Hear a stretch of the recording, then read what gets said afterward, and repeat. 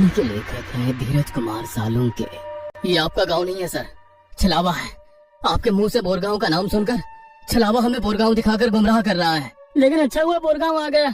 मुझे लगता है कि हमें यहाँ पर सुरक्षित जगह ढूंढकर छिप जाना चाहिए। और सुशील सर के घर से ज्यादा सुरक्षित किसका घर हो सकता है? लेकिन सर, छलावे में एक जगह पर रुकना खतरे से खाली नहीं है। और छलावा खुद में ही खतरा है। वो खुद में सुरक्षित जगह कैसे रख सकता है? तुझे मेरे से ज्यादा पता है क्या? बचपन से मैं भूतों के बारे में सुनते और पढ़ते आया हूँ। तो तय रहा। विजय मामा, बस सुशील सर के घर की तरफ ले चलो।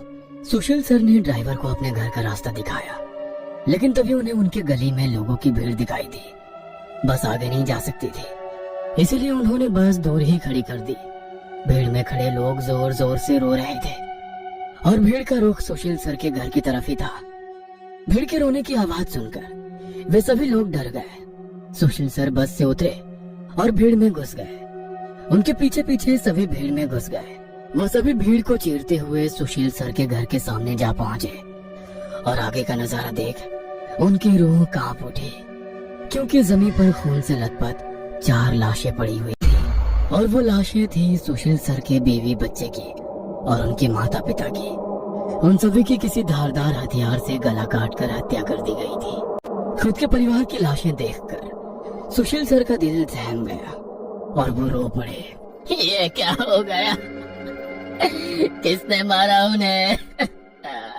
उन्होंने रोते हुए एक आंख वाले बूढ़े आदमी से पूछा, आज तुम्हारे बीवी ने चाकू से तुम्हारे बच्चे का और तुम्हारे माता पिता का गला चीरकर उन्हें मार डाला और फिर खुद का गला काट कर खुदकुशी कर ली क्या? लेकिन क्यों? उसने ऐसा क्यों किया? अरे तुमने ही उसे ऐसा करने पर मजबूर किया होगा, वरना वो तो बहुत ही समझदार और नेक दिल इंसान थी। क्या? शादी के इतने सालों बाद भी मैंने उसे कभी रुलाया नहीं है और आप मुझ पर इल्जाम लगा रहे हैं? तुमने ही उसे ऐसा करने पर मजबूर किया है। ये लो चाकू और अपनी जान देकर अपने गुनाह का प्रायश्चित कर लो। वैसे भी तुम अकेले इस दुनिया में जीकर क्या करोगे? खुद की जान दे दो, वरना उनकी आत्मा को कभी शांति नहीं मिलेगी। न जाने सुशील सर को क्या हुआ, वो उस आदमी की बातों में आ गए। ऐसा लग रहा था कि वो उसकी बातों से वश में आ गए थे। उन्होंने वो चाकू अपने हाथ में लिया और रोते हुए बोले, हाँ हाँ, मैं प्रायश्चित करूंगा, मैं अपनी जान दूंगा। वैसे पास खड़े ड्राइवर ने उन्हें रोका। अरे सर, ये आप क्या कर रहे हो? ये सब छलावा है, आपका परिवार नहीं है। आपका परिवार घर पर सुरक्षित है। तभी एक आंख वाला आदमी बोला, तूने अगर एक लफ्ज भी आगे कहा तो तुम्हें पकड़कर गांव के बीचों बीच सूली पे चढ़वा देंगे। यह सुनकर ड्राइवर डर गया और चुप बैठ गया। सुशील सर ने जमीन पर बैठकर चाकू की धार अपने गले पर रखी।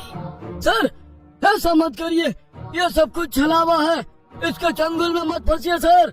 लेकिन फिर भी सर होश में नहीं आ रहे थे, इसलिए प्यून ने गुस्से में आकर उनको चांटा मारा। तब जाकर वो होश में आ गए और उन्होंने चाकू नीचे फेंक दिया। ये देख एक आंख वाला आदमी गुस्सा हो गया।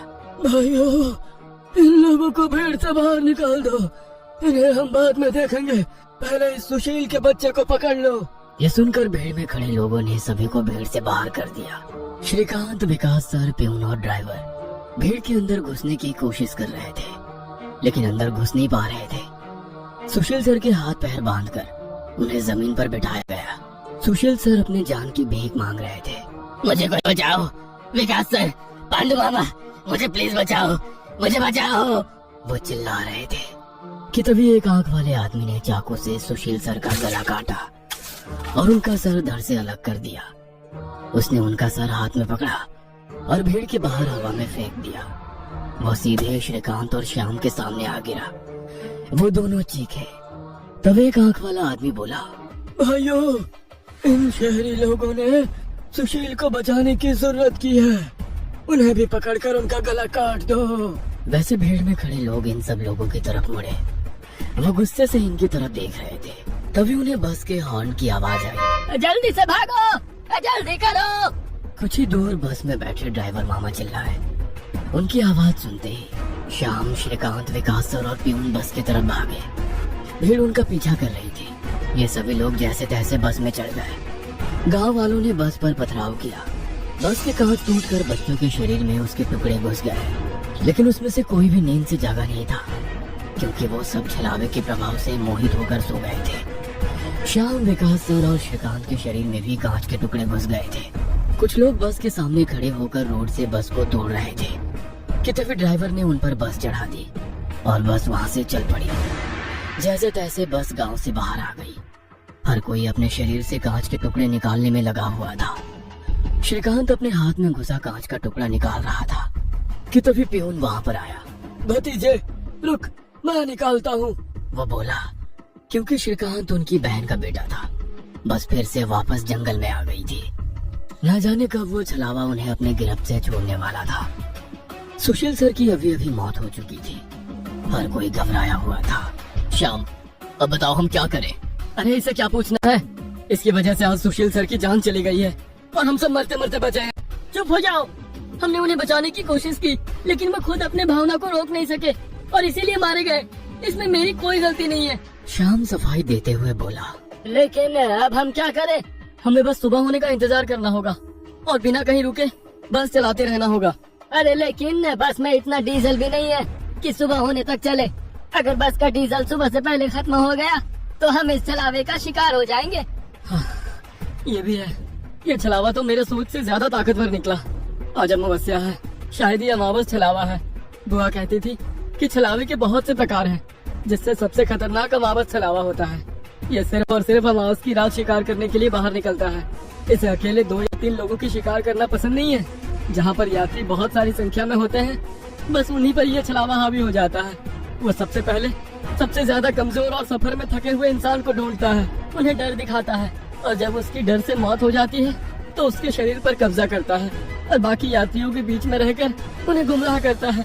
उन्हीं छलावे में बस घूमता रहता है और जब सभी यात्री थक जाते हैं तब उनका शिकार करता है। और मेरे हिसाब से हम जिस छलावे के चंगुल में फंसे हैं वो अमावस छलावा ही है, और वो भी हमारे बीच में ही है।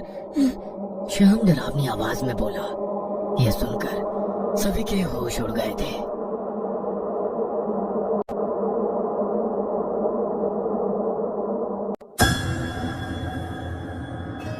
ये कहानी आपको अच्छी लगी हो तो हमें सब्सक्राइब करें। हमारा इंस्टाग्राम और फेसबुक पेज जरूर फॉलो करें।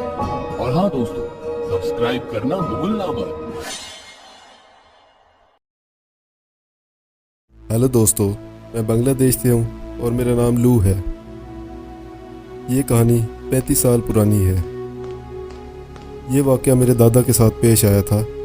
एक रात मेरे दादा 2 हिल्सा मछलियाँ खरीद कर घर को वापस आ रहे थे। दादा को घर वापसी पर एक पुल से गुजरना था, और जब वो पुल पार कर रहे थे तो उन्होंने अपने एक रिलेटिव के पुकारने की आवाज़ सुनी। जिस आदमी ने मेरे दादा को पुकारा वो आमतौर पर उनसे बात बिल्कुल नहीं करता था। शायद वो किसी वजह से नाराज़ था, इसलिए दादा थोड़ा सा हैरान हुए। फिर वो आदमी पुल पर आगे आने लगा और एकदम उस शख्स ने मेरे दादा के कंधे पर बाजू रख दिए और कुछ कहना शुरू कर दिया। जब उस शख्स ने अपना बाजू मेरे दादा के कंधे पर रखा तो दादा को इससे बहुत ही सड़ी हुई बदबू आ रही थी। मेरे दादा ने भी देखा कि उस आदमी के बाजू का कोई वज़न नहीं था। वो दोनों पुल के बीच में खड़े थे। जब दादा ने देखा कि उस आदमी की टांगें भी गायब थीं और वो मेरे दादा के कंधे पर बाजू रखे हुए हवा में तैर रहा था, तब दादा समझ गए कि ये आदमी मेरे रिश्तेदार के रूप में कोई भूत है। उसी लम्हे भूत हंसने लगा और दादा के हाथ में मछली को देखकर कहने लगा, मछली मुझे दे दो, मैं इसे खाऊंगा। मछली मुझे दे दो, मैं इसे खाऊंगा। तब दादा ने दुआएं पढ़ना शुरू कर दी और भूत ने चीखना शुरू कर दिया। और भूत ने कहा, अगर तुम मुझे फिर किसी और दिन मिले तो मैं तुम्हें कोई भी दुआ मांगने से पहले ही मार दूंगा। ये हमारी कंट्री का सबसे फेमस भूत था। इसका नाम मीको भूत था। कहा जाता है कि अगर भूत किसी के हाथ में मछली देखता है तो वो उनको डराकर मछली छीन लेता है। अगर वो शख्स मीको भूत को मछली ना खाने दे तो भूत उस बंदे को ही मार डालता है।